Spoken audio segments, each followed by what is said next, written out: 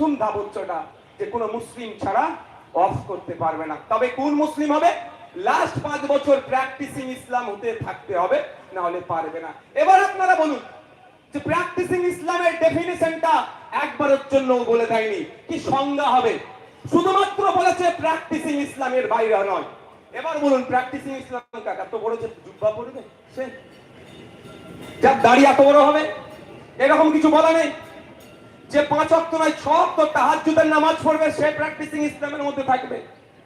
এবার বলুন কোন লোক যে অফ করতে গেল, অফ করতে যেতেই পারে তো ভাই, তাকে যদি অফিসার বলে, তুমি দেখলো মুখটা দেখে বললো কই তুমি তো নামাজ পড়োনি, ইমাম সাহেবও যদি যায়, ইমাম সাহেবও যদি যায়, যদি বলে ভাই তুমি তো নামাজ পড়োনি ঠিকঠাক, কেন তোমার কপালে দাগ নাই?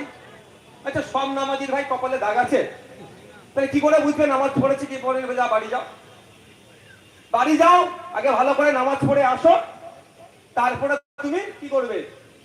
অফ করবে। সেই ইমাম সাহেব রাগের বাড়িতে গেল, আমাদের কথা বাদ দেন, আমি ইমাম সাহেবের কথা বলছি, 2,500 টাকা মাইনে দিতে তাকে আমরা একদম তার জান খেয়ে ফেলতে ভাগ করি। গজব আমাদের উপরে এমনি আসছে, আমাদের ভুলের জন্যই আসছে। দেখ ইমাম সাহেবের নামাজকে শরীর খারাপ হলে ওকে নামাজ পড়াতে হবে, 2,500 টাকা দিয়েছি তাকে আমি, পুরো বাবা যাক। তো ইমাম সাহেব বাড়িতে গেল, রাগে কপালে কিছু দিয়ে দাগ টাগ করে, কপালে দাগ করে আবার পরের সপ্তাহে এসেছে, আমার কপালে দাগ, আমি নিয়মিত নামাজ পড়ি তো আমি দান করব।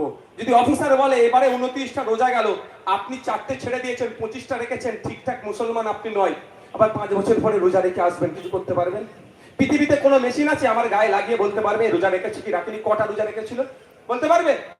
তাহলে আমি যে অফ নতুন ভাবে করতে যাব, তাহলে আমার সাথে বৈষম্য হচ্ছে। সংবিধানের 15 নম্বর আর্টিকেল কি বলছে? এটা শুধু মুসলমানদের উপর আঘাত দেওয়া হচ্ছে না, জাত ধর্ম বর্ণ লিঙ্গ ইভেন জন্মস্থানের পার্থক্য নিয়ে কারোর সাথে বৈষম্য করা যাবে না। হিন্দু এন্ডোমেন্ট অ্যাক্ট, আমার হিন্দু ভাইদের মন্দির ধর্মস্থানের সম্পত্তি রক্ষা রাখতে ঠিকঠাক দেখভালের জন্য হিন্দু এন্ডোমেন্ট অ্যাক্ট আছে। সেই অ্যাক্টে কি বলা আছে? 5 বছরের জন্য হিন্দু হতে হবে, তারপর তুমি সম্পত্তি দিতে পারবে। খ্রিস্টান ভাইদের গির্জার সম্পত্তি রক্ষণাবেক্ষণের জন্য আইন আছে দেশে। তো ওই আইনের মধ্যে কি বলা আছে যে 5 বছর ধরে আপনাকে প্র্যাকটিসিং খ্রিস্টান হতে হবে, তারপরে আপনি সম্পত্তি দান করবেন। পার্সি ভাইদের সম্পত্তির ধর্মীয় সম্পত্তি রক্ষণাবেক্ষণের জন্য আইন আছে, সেই আইনের মধ্যে কোনো জায়গায় বলা নাই শিখ ভাইদের গুরুদুয়ারার সম্পত্তি রক্ষণাবেক্ষণের জন্য কিভাবে চলবে, কমিটিতে কারা থাকবে, আইন আছে, সে আইনও কোনো জায়গায় বলা নাই যে আপনাকে 5 বছর ধরে শিখ হতে হবে, তারপরে আপনি দান করতে পারবেন। যদি কোনো ধর্মের জন্য শুধুমাত্র ইসলাম ধর্ম ছাড়া অন্য কোন ধর্মের বিষয় যদি এটা বলে থাকে, সংবিধানের ঠিক 15 নম্বর আর্টিকেল অনুযায়ী মুসলমান ধর্মে যারা ইসলাম ধর্মে বিশ্বাসী তারা বৈষম্যের শিকার হচ্ছে।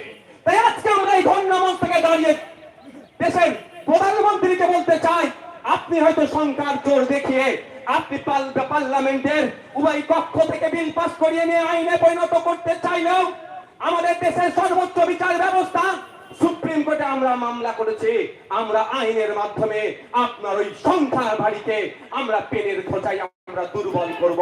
সংবিধান দিনের শেষে জিন্দাবাদ হবে, সংবিধানের 15 নম্বর আর্টিকেলকে খুলে না, এখানে বলা আছে। আর এটা আপনারা অবাক হবে, সারা ভারতবর্ষে মনে হচ্ছে 31 না 32টা ওয়াকফ বোর্ড আছে। এবার ওয়াকফ বোর্ড গুলি যদি লুট করে তাদের ফল্ট। ওয়াকফ বোর্ড পরিচালনার দায়িত্ব যখন ওমর ওয়াজ সাহেবরা আসবে, ওয়াকফ বোর্ডের পরিচালনার দায়িত্ব যখন আমাদের জালাল সাহেবরা আসবে, ওয়াকফ বোর্ডের পরিচালনার দায়িত্ব আমাদের যখন সাদিকরা আসবে, ওয়াকফ বোর্ড পরিচালনার দায়িত্ব যখন আমাদের বাজির ভাইরা আসবে, তখন আমরা ইমানদারের সাথে চালাবো, 1 টাকা এদিক ওদিক হতে দেব না। কিন্তু এখন ওয়াকফ বোর্ডে কিছু অর্ধেক চোরের দল বসে আছে। তো ওয়াকফ বোর্ডের ওয়াকফে আওলাদ যে সম্পত্তিগুলো আছে তার প্রতি বছরে রেভিনিউ এসে হিসাবে 7% ওয়াকফ বোর্ডে জমা হয়। ওই 7% টাকা থেকে কি হয়, পড়াশোনার ক্ষেত্রে আগে লোনের ব্যবস্থা ছিল, বিবাহের ক্ষেত্রে, আবার বিভিন্ন সামাজিক কর্মকাণ্ডের জন্য 100 টাকায় আগে 7 টাকা জমা হতো ওয়াকফ বোর্ডে, এখন বলছি 100 টাকায় 5 টাকা জমা করো। মোদিজি যদি তাহলে 5 টাকা জমা করলে বোর্ড শক্তিশালী হবে না দুর্বল হবে? আর্থিকভাবে ক্ষতি হচ্ছে তো?